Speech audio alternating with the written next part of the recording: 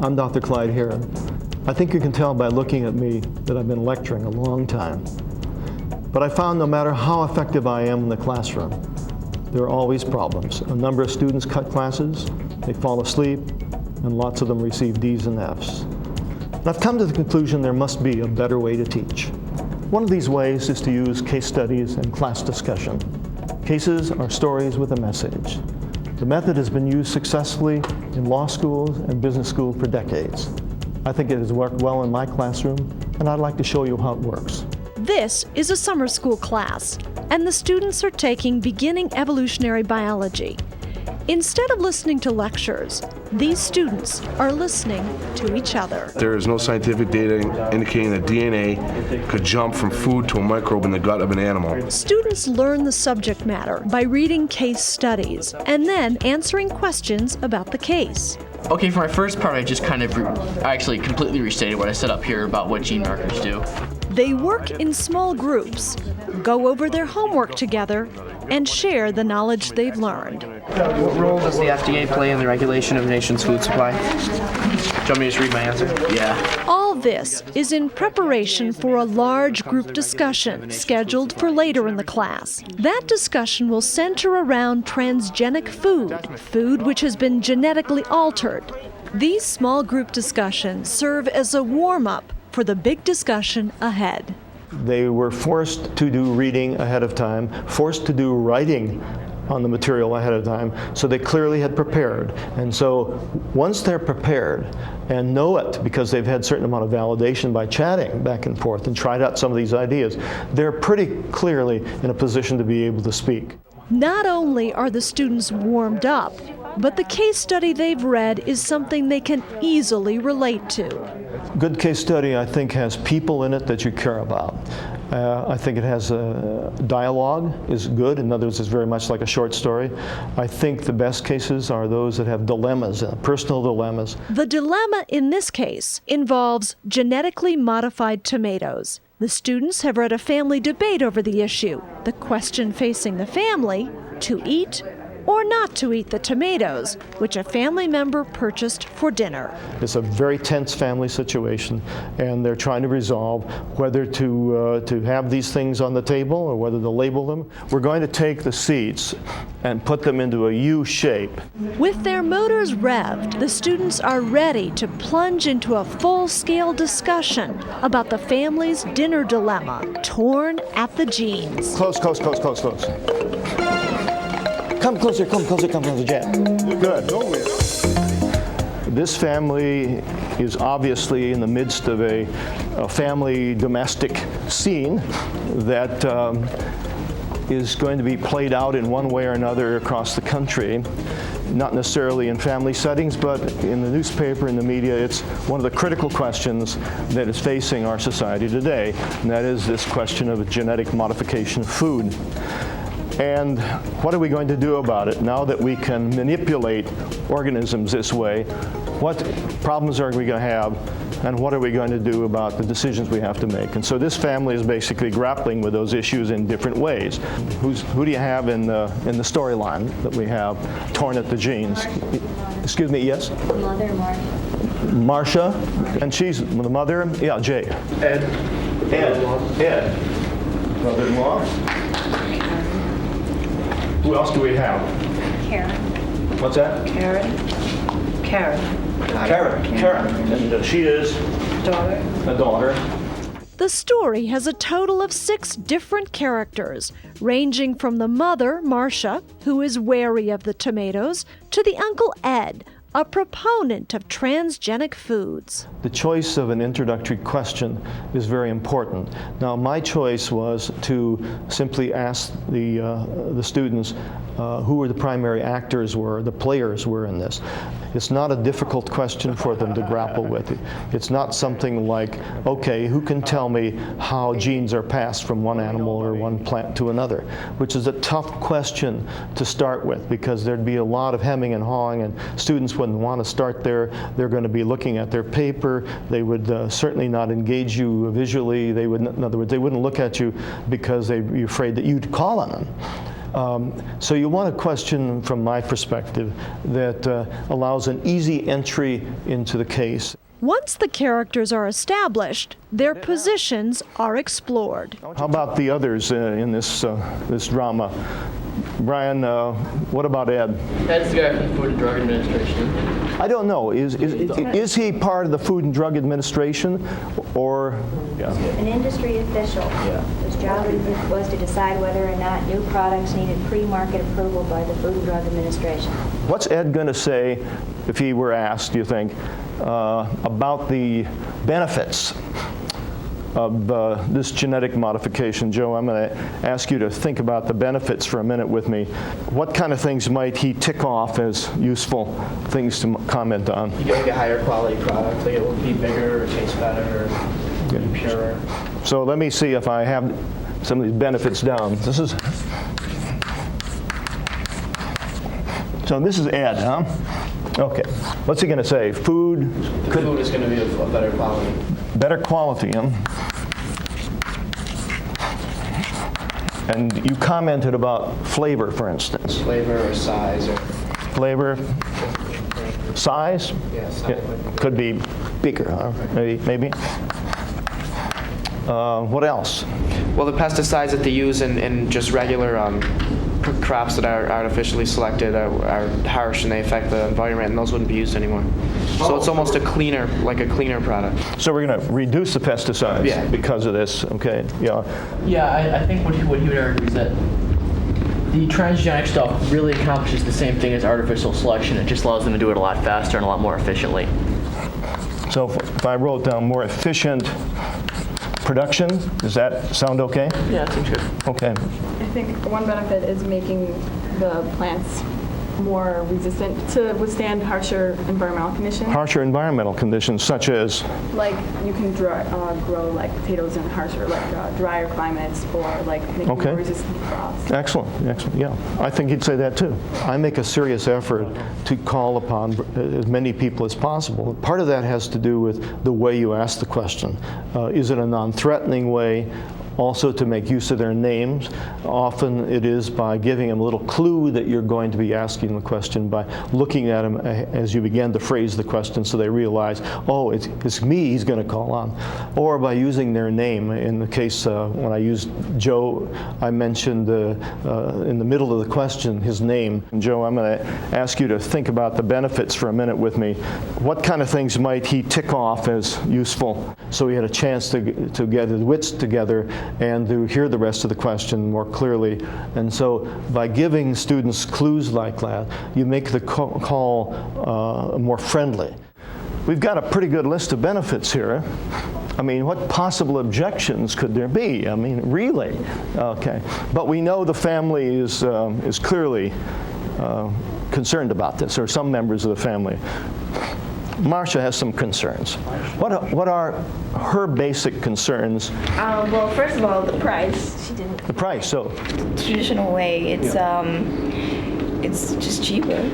Her concern is cost, for sure. Okay, yeah, Brian. I'm actually curious about this because I wasn't able to find a lot of information about it. Is the cost problem actually an inherent problem with genetic engineering, or is it just because it's a new thing and they can charge more for it? That's a good question, isn't it? Yeah. Oh, yeah. Go ahead, Kevin.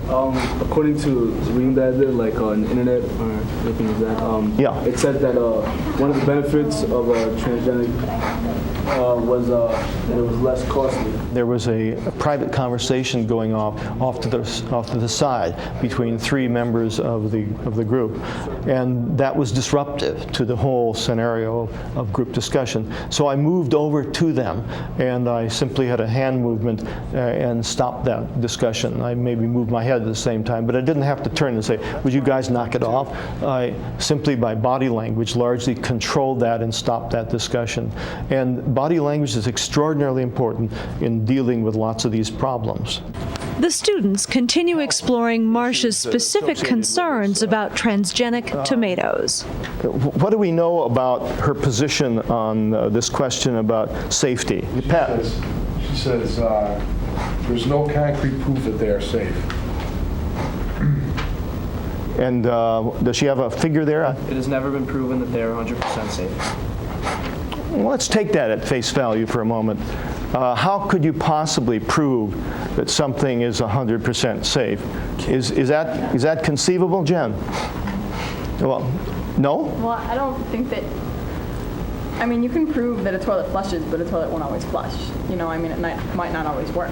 There's going to be sometimes when it's going to break. I mean, you know what I'm saying? Yeah, it sounds like, yes, I do know what you're saying. Yeah. So even with something as dependable as a flush toilet, I think you want to have everybody involved for a number of reasons. One is clearly that you want them to feel part of the discussion. You don't want them to just be an observer. You'd like them to articulate their thoughts. And this means that other people get to hear what they're thinking, which may be a unique viewpoint. You get diversity of viewpoints out there on the table. But in addition, I think what you're finding is that they'll feel better about their participation. They'll like the experience better if somebody pays attention to them. Karen is concerned about environmental issues, it sounds like. Environmental issues, and I think, you know, human health issues. I think environmentally there's the concern that if we genetically engineer a certain strain of a crop and so that we make it the way we like it, and we begin to use it so that all of a sudden, or all of our tomatoes are identical. And then there is a bacteria or a fungus that all of a sudden acquires or you know, finds this strain of tomato really tasty. We're going to lose all of our tomato crops, and we're not going to be able to do anything about it. And that's going to happen very rapidly. Because right now, naturally, there is some variation in the tomato plants. And once we genetically... Did Karen make this point, or is that you? She did. She would have. She would have. Okay. I don't remember if she did or not. It's the problem of monoculture. That the word meaning everything's the same. They're all pretty much genetically similar. Yeah. It says here that Karen got what she knows from National Geographic specials, which really doesn't strike me as a really good source. I mean, I don't know, it just doesn't seem the best thing. And Marcia, well, her concerns about, you know, being a little bit wary of brand new things is pretty understandable. She really doesn't understand it either. She hasn't really read about it either. And I just think they really don't have the right objections. That's why we're putting these things in parentheses, because they haven't done the research about this stuff. So are you saying we should dismiss this out of hand? I'm not saying we should dismiss them out of hand. I'm just saying it would have been nice to have someone who opposes it who knew what they were talking about. Yeah. Oh, you really don't think they know what they're talking about? Well, they admit they don't. That's what we know. Marcia doesn't know what she's talking about. She has a reasonable viewpoint. It's something new. She's a little bit wary of it. That's reasonable. Karen hates this stuff. She really doesn't know much about it, but she just doesn't like it. Just on general principle, because she's one of those people who hates everything new because she's an environmentalist. Terry, do you buy into this argument that we should? I want to need Terry to help me now. What do you think about this argument? By what I read, it sounds like, well, the mother, she's concerned because they're her kids. You know, she doesn't want to be feeding them something that's going to harm them in any way. When students try to dismiss some arguments that maybe not being effectively presented in the case, or the students don't see it as effectively presented, that you be sure that they aren't just dismissing them because the person in the storyline doesn't look like they're well versed. And I think that it's important that you, as a facilitator, examine each argument on its own merits, regardless who says it in the case. And let's pretend that Karen knows something. Have we really explored what her specific concerns are in the environment? Yes, Terry. There is proof that pesticides and bacteria can be harmful to living creatures. There was the situation with the monarch butterflies, where the BT, the soil bacterium. Yes. BT was used, and the pollen from the corn that contains the bacterial gene gets into the milkweed. That's the food for the caterpillars. It's come from, the gene was put originally into corn? Mm-hmm. Okay, but it's now moved over by the pollination potentially into milkweeds. Yes. And then what happens? And then the larvae that ate this, they either died or they stunted their growth. So we have a potential problem here that looks like there's some evidence for it. Okay. What about this issue that we started to touch on, and that is this question of disease resistance and immunity. I recall something along those lines, yeah. Well, Marcia brought up a question. She had touched on bacteria becoming resistant to the antibiotics, and that may pass on when you eat the food. You could possibly pick up this bacteria into your own system. That is a problem in the medical field right now. Okay, tell me about that. Antibiotic. Well, we have a terrible problem in the hospitals now with a strain of Staph aureus that has become resistant to the methicillin that we used to fight it. If someone has this Staph aureus bacterium, Yeah. and they're treated with the antibiotic, but they stop taking the antibiotic instead of taking the full course, so they don't kill off all the bacteria, and then they start to develop I don't know if they manipulate, I guess in their process of reproducing, they change their chemical makeup or their genetic makeup so that the new ones are resistant to the antibiotic. The ones that survive the low levels of antibiotic treatment are the ones that have resistance. The ones that died out obviously weren't resistant to the antibiotic, and so the ones that are left behind are the survivors, and they pass their traits on to the next generation. And so we have natural selection in operation, don't we? It's important for the professor to clarify or correct students. In this case, the student did not have a clear understanding of how bacteria develop resistance. It's not a free flow. You'll notice that it was highly structured, and I had very specific things that I wished to have developed. I just didn't let the conversation roll. The professor pulls the discussion back to the thorny issue of gene jumping in the stomach. This sounds bizarre to me. Is there any evidence of this ever happening? Isn't the hydrochloric acid too strong for that to happen? Wouldn't it all be broken down? Well, that's an interesting point. That's an interesting point. Yes, Sarah. They were talking about injecting antibiotics into like the food source itself, and then an excessive amount of that antibiotic killing off good bacteria that's in your gut. So there isn't any question that antibiotics are being added to all sorts of foods, and there is this resistance problem that's developed. But should we at all worry about this kind of bizarre situation of having DNA jump from bacteria in the stomach to food in the stomach? Wouldn't it already be occurring from foods we eat now? Wouldn't it all already be occurring? There's a logical We eat point. a lot of foods now. Wouldn't it already be happening? Let's move to this point that here on ethics that I think is extraordinarily important. The ethical argument that Karen makes specifically, what is it that she's after here?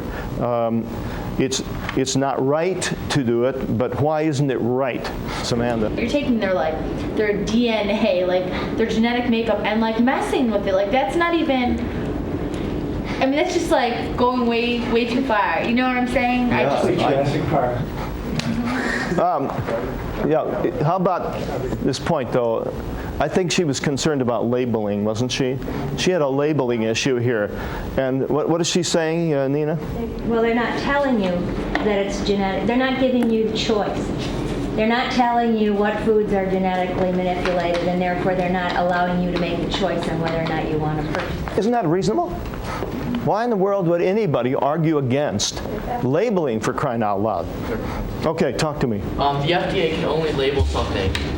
There's very specific circumstances. If there's a change for just this stuff, if there's a change in nutritional value from the generally assumed, like if a tomato has different nutritional values, they have to label it. If there's allergy problems, if it contains some peanut DNA or something, they have to label that. But otherwise, there's really not enough for them to label otherwise. The rules are out of date. The FDA doesn't see any difference between this and artificial selection. So, but we hear this comment that rules are out of date. But I agree that people would like to know and should know, but I really don't see what. I don't know. I like this stuff. I think it's a good idea personally. And that's So you think it's reasonable, but yeah, but Sarah, what's it? The FDA says that from their website that I saw that they don't make rules on labeling for simply answering people's desires or something like that, and I don't see how they could. There's like too many different concerns that people have. I mean, the label would be like a book long, and I don't think I just don't think it makes reasonable sense. Like Sarah said, it would just be too long, like to put on a small tomato. Why? They're putting little things all over fruits and vegetables now. Why can't they say that? Come on, come on, come on. My movement is not random in a classroom. One thing I'm doing, of course, is coming close to the student who is talking in order to say, by my body language, I'm interested in what you're saying. I'm listening to what you're saying. The U-shaped formation that's used in a classroom allows you to have pretty much everybody able to see everybody else, and it allows me to avoid being in the way of lots of people, and so you'll constantly have to be alert to that. You know, whose view are you blocking? Now, when you move outside the U-shape, what you're doing, of course, is essentially putting yourself out of the loop and encouraging students to talk to one another. And what's wrong with labeling it if it's genetically modified? I mean, is there any reason you shouldn't do it? Cost involved. They don't want us because of the cost of labeling. Yeah, people are making bioengineered foods.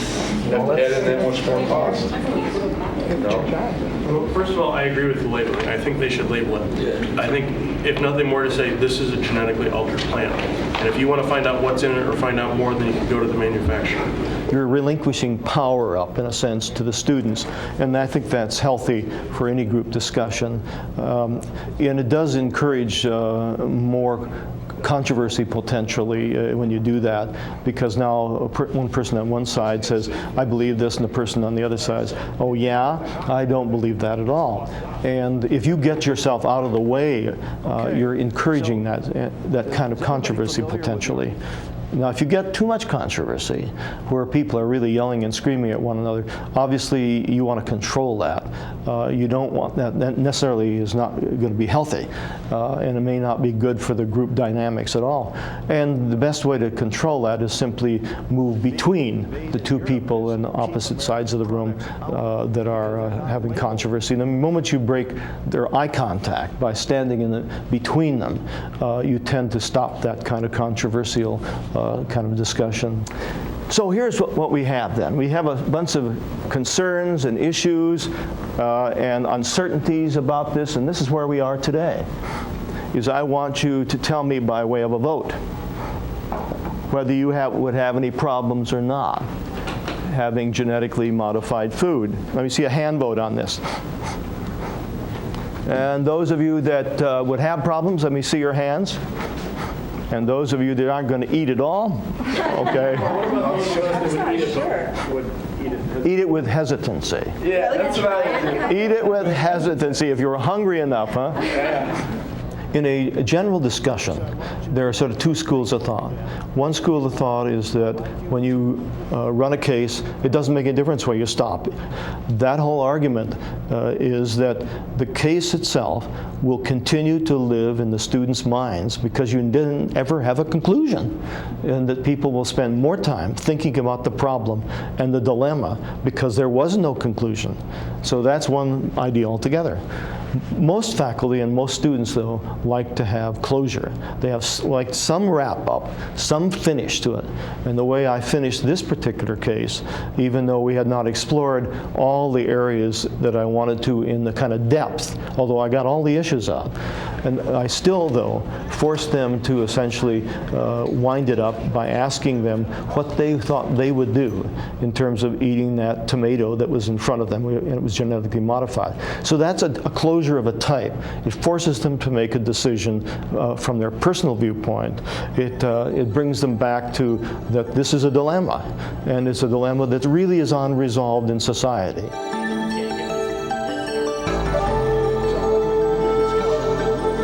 So you've seen it in action, a large group discussing a case study.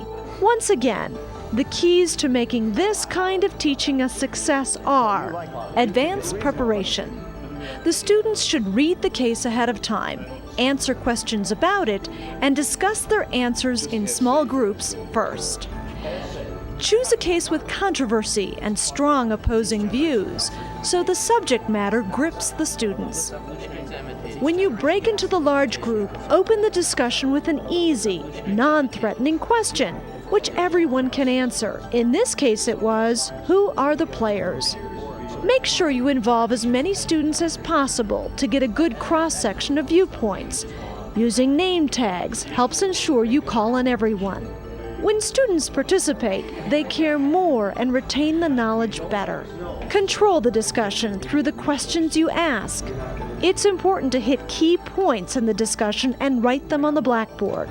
All of this takes work to pull off, but it's worth the effort because the students learn better, have more fun, and remember what they learn beyond the classroom. Great for you.